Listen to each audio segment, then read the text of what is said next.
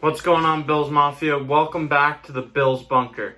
I just want to take you over a little stat here before I get into breaking down how the Jets and the Bills match up in the 2020 NFL season. So since the 2018 season, the last 4 games the Bills and Jets have played, the Jets have put up 229 rushing yards and 2 touchdowns against the Bills, versus the Bills putting up 589 rushing yards and 5 rushing touchdowns. So that's a substantial number for the Bills versus the Jets. Now, you look at the passing yards. 909 passing yards and 3 touchdowns for the Bills versus the Jets, 622 passing yards and 3 touchdowns. So you take your pick of which offense you'd rather have, and then you add to that. You gotta factor into this as well. Stephon Diggs is an addition on this Bills offense, and Josh Allen's continuing to grow, while Sam Darnold is not being surrounded with the right pieces to succeed in the NFL. Just remember that.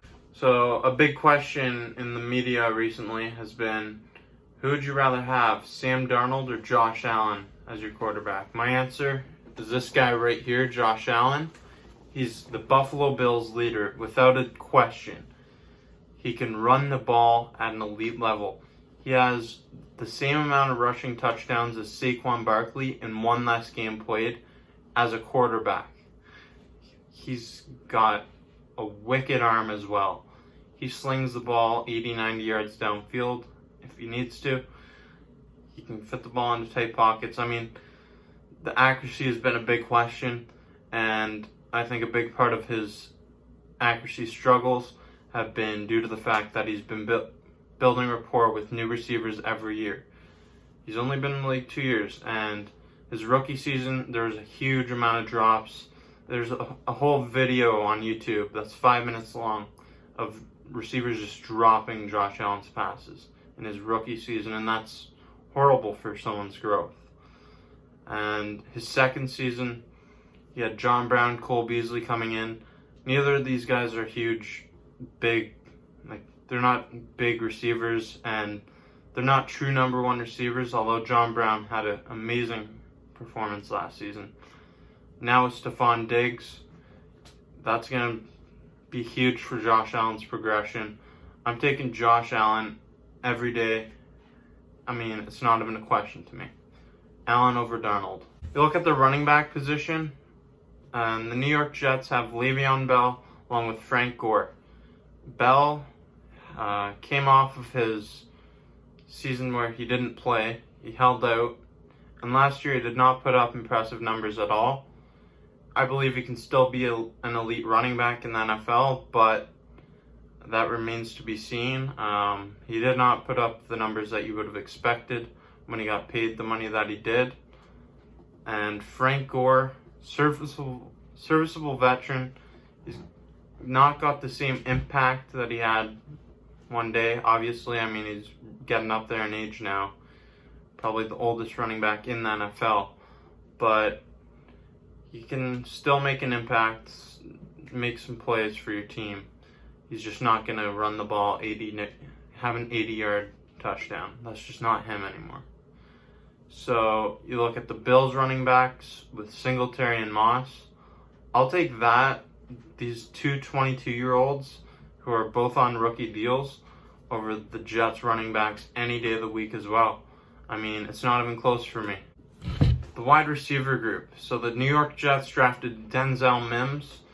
He's got a lot of potential and could do a lot of good things for the Jets, assuming Sam Darnold gets him the ball.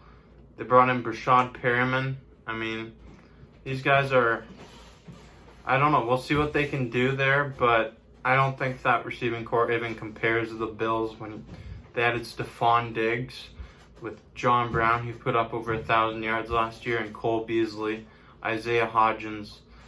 It's not even close either. Now the tight end group, the Bills have a lot of depth at the tight end position. Dawson Knox, Kroom, they got Tommy Sweeney and Tyler Kroft. These guys are all going to be fighting for roster spots. I think they bring 3 onto the team when it's all said and done. But I got the Bills tight end group over the New York Jets as well. I mean, the Jets don't really have that big of an impact player, and I believe that Dawson Knox could break out this season when you factor in Stephon Diggs opening up a lot of other tight ends and receivers downfield. Dawson Knox will get the ball a lot more in 2020. The offensive line, the New York Jets added to their offensive line, and they made an improvement in the offseason. But the Buffalo Bills, as we learned last year, as an offensive line unit, you need consistency. You need to be together for a longer time to build rapport, just like a QB and a receiver. You need to get on the same page with your fellow teammates in the same position group. That's why I have the Bills over the Jets. And, I mean, Mitch Morse is a big difference maker for me at the center position, along with Deion Dawkins at tackle. I mean, I take the Bills' offensive line over the Jets, and I take the Bills' offense as a whole over the New York Jets' offense. If we look at the defensive line of the New York Jets, they have Quinnen Williams, who can be an impact defensive tackle, along with Steve McClendon and Henry Anderson. So that's an alright group, but I take the Bills over their defensive line as well. I mean, the depth on this defensive front for the Bills it's a loaded group. They don't have a bunch of impact players, but they have an abundance of players that can make impact plays. So Jerry Hughes, Trent Murphy, Mario Addison, Justin Jefferson, Vernon Butler, Mario Addison. These guys, they're going to make plays for your team. And the Bills, AJ Epinesa is another one. I mean, this defensive line, it's going to be a lot of rotation, and it's going to be confusing for your offensive line to deal with. I mean, when you're an offensive lineman and you're playing against the same guy the whole game, and then they throw someone else in, it changes everything as an offensive lineman as how you're going to approach this guy across from you. And it's just going to be, some players are going to slip past you, hit you with a move, or other ones are just going to overpower you. So that's why I see the Bills' defensive line as a much better group than the New York Jets' defensive line. Look at the New York Jets linebacking core that consists of Jordan Jenkins, CJ Mosley, and Avery Williamson.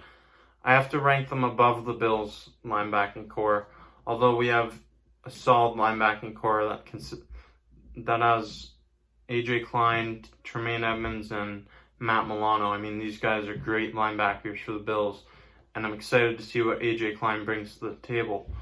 But CJ Mosley, he's a very good linebacker. He's an impact player. He's always around the field, just like Matt Milano and Tremaine Edmonds are in Buffalo. CJ Mosley, he can drop back into coverage as well. He was out for a lot of the last season with an injury, so look for him to be on fire again against the Bills. I mean, him being out of that first game of the season last year did make a substantial difference. Once he got injured, the Bills, they really got on track on offense, and it made a difference. Now, the defensive back groups. I got the Bills every day of the week here as well. I mean, Tre'Davious White, Josh Norman, Jordan Poyer, Micah Hyde, Levi Wallace. These guys are studs. This secondary is elite. I believe the Bills' secondary is one of the best, if not the best, secondary in the NFL. Just don't forget that. I mean, sure, the Jets have Jamal Adams, Pierre Desir. I mean, whatever. They can have whoever. It doesn't really matter because their secondary does not compare to the Bills' secondary as a whole unit. I mean, the Bills' secondary is full of ball hawks. Tre'Davious White, Micah Hyde, Jordan Poyer. These guys can instantly change the outlook of any single game. And I believe that they're going to do that again against Sam Darnold, who's going to see ghosts when he drops back and tosses some picks to Tre'Davious White or one of these guys. I mean, let's make him see ghosts, boys. So that's all. thank you for watching this video, Bills Mafia. Be sure to check out my other videos. I also have Instagram, Facebook group, Twitter. Check those out, all the Bills Bunker. So, thank you for watching.